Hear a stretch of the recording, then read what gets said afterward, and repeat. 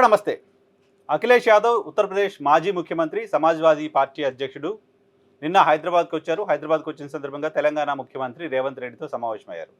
ఆయన ఈరోజు జరిగే ఒక కార్యక్రమంలో పార్టిసిపేట్ చేయడం కోసం వచ్చారు. నిన్న బీఆర్ఎస్ వర్కింగ్ ప్రెసిడెంట్ కేటీఆర్ని, హరీష్ రావుని, అలాగే తెలంగాణ ముఖ్యమంత్రి రేవంత్ రెడ్డిని కలిశారు.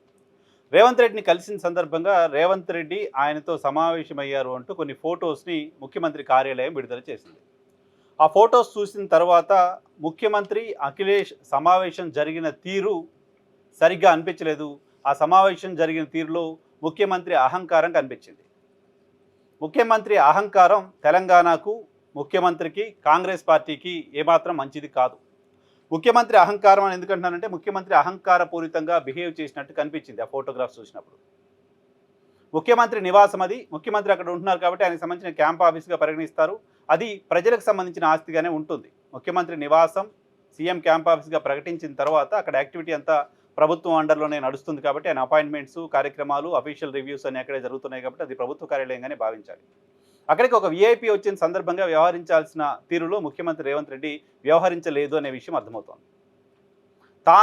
తనకు తాను ఒక మహారాజా చైర్ వేసుకొని పక్కన ఒక చిన్న సోఫా వేసి ఆ సోఫాలో కూర్చోవటానికి కూడా కంఫర్ట్గా లేకుండా మోకాళ్ళు ముందుకు పెట్టుకొని కూర్చోవాల్సిన పరిస్థితిలో అఖిలేష్ యాదవ్ కూర్చుంటే, అంజన్ కుమార్ యాదవ్ ఆయన పర్సనాలిటీ ఎలా ఉంటుందో ఆయన కూర్చోవటానికి కూడా ఇబ్బంది పడేలా కూర్చున్న ఒక చిన్న సోఫాని పక్కనేసి మహారాజా చైర్లో కూర్చున్న ముఖ్యమంత్రిని వాళ్ళని తల వంచి చూస్తూ కాలు మీద కాలేసుకొని ఏం చెప్పదలుచుకున్నారు ముఖ్యమంత్రి? ఎవరికి చూపించదలుచుకున్నారు ఆయన అహంకారాన్ని? ఉత్తరప్రదేశ్ లాంటి ఒక పెద్ద రాష్ట్రానికి 5 ఏళ్లు ముఖ్యమంత్రిగా పనిచేసిన వ్యక్తి అఖిలేష్ యాదవ్. తెలంగాణ రాష్ట్రానికి మీరు ముఖ్యమంత్రి, 17 లోక్సభ స్థానాలు ఉన్నాయి. ఇక్కడ 80 లోక్సభ స్థానాలున్న ఉత్తరప్రదేశ్కి 5 ఏళ్లు ముఖ్యమంత్రిగా పనిచేసిన వ్యక్తి అఖిలేష్ యాదవ్. అఖిలేష్ యాదవ్ తండ్రి ములాయం సింగ్ యాదవ్ సోషలిస్ట్ పార్టీకి సంబంధించిన సోషలిస్టు నాయకుడిగా పేరుంది ఈ దేశంలో బడుగు బలహీన వర్గాలకు అధికారం రావటం మొదలైంది. బడుగు బలహీన వర్గాల అధికారాలను తీసుకోవాల్సింది అంటూ ఫైట్ చేసి ఓబీసీలకు అధికారాన్ని తీసుకొచ్చి ఉత్తరప్రదేశ్ లాంటి చోట్ల ఒక సామాజిక న్యాయాన్ని చేసి చూపించిన వ్యక్తి. అటువంటి వ్యక్తి కుటుంబం నుంచి వచ్చిన ఒక వ్యక్తిని తెలంగాణ ముఖ్యమంత్రి రేవంత్ రెడ్డి ట్రీట్ చేసిన విధానం సమంజసంగా లేదు అని నేను చాలా సాఫ్ట్గా చెప్తున్నాను. ఆ విజువల్ చూసిన తర్వాత తెలంగాణలోని బీసీ సమాజం, ప్రధానంగా యాదవులు రగిలిపోతూ ఉంటారు. ముఖ్యమంత్రి కూర్చున్న కుర్చీ, ఆయన కుర్చీలో కూర్చోవడానికి కారణమైన 64 మంది ఎమ్మెల్యేలు గెలవడం వెనక బీసీలు, యాదవులు ఓట్లు ఉన్నాయి. ఖచ్చితంగా వాళ్ళ ఓట్లతోటే మీరు ఆ సీట్లో కూర్చున్నారు. మీరు రాజు కాదు, మిగతా వాళ్ళంతా మీకు సేవకులు కాదు. ముఖ్యమంత్రిగా మీరు మిగతా వాళ్ళకి ఇవ్వాల్సిన గౌరవాన్ని ఇచ్చి ఉండాల్సింది. గతంలో దొర అంటూ కేసీఆర్ పైన ఆరోపణలు చేస్తూ ఉండేవాళ్ళు. దొర గడి అంటూ మాట్లాడుతూ ఉండేవాళ్ళు. కానీ కేసీఆర్ని ఎవరైనా ఇతర ప్రాంతాలకు సంబంధించిన నాయకులైనా ఇంకెవరైనా వచ్చి ఆయన్ని కలవడానికి వచ్చిన సందర్భంగా కేసీఆర్ ఆయా నాయకులతో బిహేవ్ చేసిన విధానం కానీ, వాళ్ళు తన దగ్గరికి వచ్చినప్పుడు కేసీఆర్ వాళ్లకు ఇచ్చిన గౌరవం కానీ, సమాన హోదాలో 2 చైర్లు వేసి పక్కనే కూర్చోబెట్టుకొని వాళ్ళని ఎంత గౌరవంగా కేసీఆర్ మాట్లాడేవాళ్ళో తెలంగాణ సమాజం చూసింది. ఏ కేసీఆర్ని అయితే మీరు దొర అని మాట్లాడేవాళ్ళు, ఆ దొర ఏ రకమైన ఆతిథ్యం ఇంటికి వచ్చిన వాళ్ళకి ఇచ్చేవాళ్ళు ఒకసారి మీరు గుర్తు తెచ్చుకోండి. మీరు మీ దగ్గరికి వచ్చిన వాళ్ళకు ఏ రకమైన ఆతిథ్యం ఇస్తున్నారో గమనించుకోండి.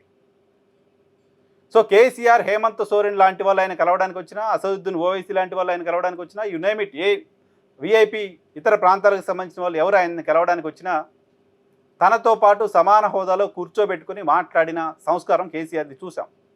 బట్ మీరేం చెప్తున్నారు? మీరేం ఇండికేషన్ ఇస్తున్నారు? మీరు ఏ తరహా దొరలా బిహేవ్ చేస్తున్నారు? మీకు ఈ రాష్ట్రంలో పర్టికులర్గా బీసీల పట్ల ఉన్న అభిప్రాయం ఏంటో ఎన్నికలకు ముందే మీరు చెప్పారు. మేము పుట్టింది పాలించడం కోసం, మీరు మమ్మల్ని గెలిపించండి, మీరు మాకు ఓట్లేయండి అంటూ ఎన్నికలకు ముందే మీరు మాట్లాడారు. దాన్ని ఇంకేదో రకంగా సమర్థించుకునే ప్రయత్నం చేశారు. బీసీలు కూడా పెద్దగా దాన్ని సీరియస్గా తీసుకోవాలి. కానీ మీరు అధికారంలోకి వచ్చిన తర్వాత అలాగే బిహేవ్ చేస్తున్నారు. బీసీ రిజర్వేషన్లకు సంబంధించి ఆడిన ఆట, గేమ్ అంతా కూడా అది గేమ్గానే అర్థమవుతుంది ఇప్పుడు మీ బిహేవియర్ చూసినప్పుడు. ఇటీవల మీరు ఓ సభలో మాట్లాడుతూ జర్నలిస్టుల గురించి కూడా కామెంట్ చేశారు. మేము డయాస్ పైన కూర్చుంటే కింద ఎవడో కూర్చొని కాళ్ళ మీద కాలేసుకొని మేము చూస్తామా లేదా, చూడలేదా, ఎప్పుడు చూస్తారని మాకెళ్ళి చూస్తూ ఉంటాడు. చూసిన తర్వాత మేము పలకరించట్లేదని ఒక రకంగా చూస్తూ ఉంటాడు. పైనుంచి దిగి వెళ్ళి వాడిని 2 చెంపలు కొట్టాలనిపిస్తుంది అటువంటి వాడిని అని మాట్లాడారు ముఖ్యమంత్రిగా మీరు. జర్నలిస్టు మీ కింద మీరు డయాస్ మీద కూర్చుంటే కింద మొదటి వరుసలో కూర్చొని కాలు మీద కాలేసుకొని కూర్చుంటేనే సహించలేనంత ఫ్యూడలిజం మీ మనసులో పెరిగిపోయిందే. అటువంటి జర్నలిస్టులే వచ్చి చెంపలు పలగొట్టాలనిపించిందే. ఈ దేశంలో ప్రధాన సామాజిక వర్గానికి సంబంధించిన ఒక పెద్ద నాయకుడు, ఒక పెద్ద పార్టీకి సంబంధించిన అధ్యక్షుడు మీ ఇంటికి వస్తే మీరు కూర్చోబెట్టిన తీరు, మీరు కాలు మీద కాలేసుకొని కూర్చున్న తీరు చూసినప్పుడు మొత్తం ఆ సమాజానికి, దేశంలోని ఓబీసీలకి ఎవరి చెంప పగలగొట్టాలనిపిస్తుంది? ఎందుకు చెంప పగలగొట్టాలని అనిపించదు? ఈ దేశంలో ప్రస్తుతం పార్లమెంట్లో కాంగ్రెస్ పార్టీ తర్వాత అత్యధిక పార్లమెంటు స్థానాలు గెలిచిన పార్టీ సమాజ్వాదీ పార్టీ. 37 మంది ఎంపీలు ఉన్నారు ఆ పార్టీకి. ఆ పార్టీకి సంబంధించిన నాయకుడికి మీరు ఇచ్చిన గెస్చర్ ఇదా? మీరు ఇచ్చిన ట్రీట్మెంట్ ఇదా? ఏం చూసుకొని ఈ అహంకారం? దేనికోసం ఈ అహంకారం? మొత్తం ఇండీ కూటమిలో ఉన్న యాక్టివ్గా ఉన్న నాయకుడు, బలంగా ఉన్న పార్టీ, రేపొద్దున కాంగ్రెస్ పార్టీ అధికారంలోకి రావాలంటే సమాజ్వాదీ మద్దతు లేకుండా వచ్చే పరిస్థితి లేని పార్టీ. ఉత్తరప్రదేశ్ లాంటి చోట్ల మీకు 4-5 సీట్లు పడేస్తే మీరు గెలిచే పరిస్థితిలో ఉన్న పార్టీ అధ్యక్షుడు ఇంటికి వస్తే ట్రీట్ చేసే విధానం అదే. నిన్నటికి నిన్న బీఆర్ఎస్ వర్కింగ్ ప్రెసిడెంట్ కేటీఆర్తో సమావేశమైన సందర్భంగా కేటీఆర్ ఎటువంటి గెస్చర్ అఖిలేష్ యాదవ్కి ఇచ్చారో కూడా ఒకసారి చూడండి, కంపేర్ చేయండి. వీలుంటే ఆ ఫొటోస్ కూడా వేస్తాను నేను పక్కన. వాళ్ళు ఎలా కూర్చోబెట్టి మాట్లాడారు, మీరు ఎలా కూర్చోబెట్టి మాట్లాడారు? ఏనా ఫేవర్ కోసం వచ్చారా మీ దగ్గరికి? మిమ్మల్ని ఏమైనా సహాయం చేయమని అడగడం కోసం వచ్చారా? ఈరోజు కాంగ్రెస్ పార్టీకి సహాయం చేయగలిగిన స్థితిలో కదా అఖిలేష్ యాదవ్ ఉన్నారు. కాంగ్రెస్ పార్టీ అఖిలేష్ సాయం లేకపోతే కేంద్రంలో సస్టైన్ అయ్యే పరిస్థితి లేదు కదా. అటువంటి వ్యక్తిని ఇక్కడికి వచ్చిన తర్వాత మీరు వ్యవహరించిన తీరు కాంగ్రెస్ పార్టీకి నష్టం చేస్తుంది.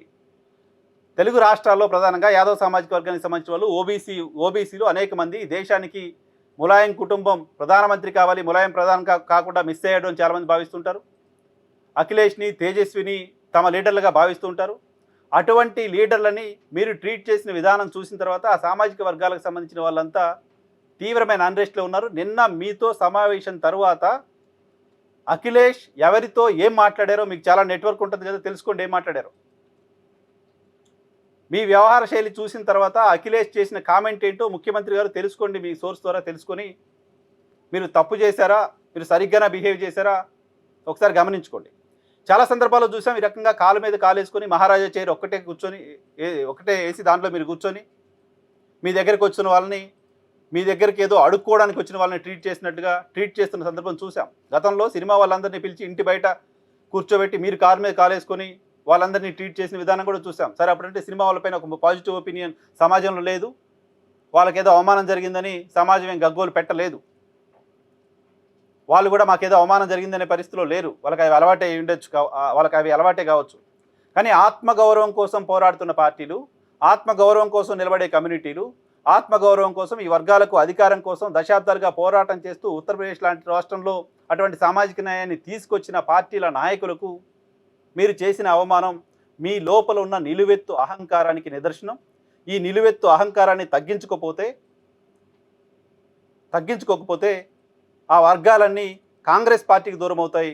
మీరు రేపొద్దున వేరే పార్టీలోకి వెళ్ళిపోతారేమో, మీ రాజకీయ భవిష్యత్తు మీరు చూసుకుంటారేమో, కానీ మీరు కాంగ్రెస్ పార్టీకి నష్టం చేసి కాంగ్రెస్ పార్టీకి ద్రోహం చేసిన వాళ్ళు అవుతున్నారు.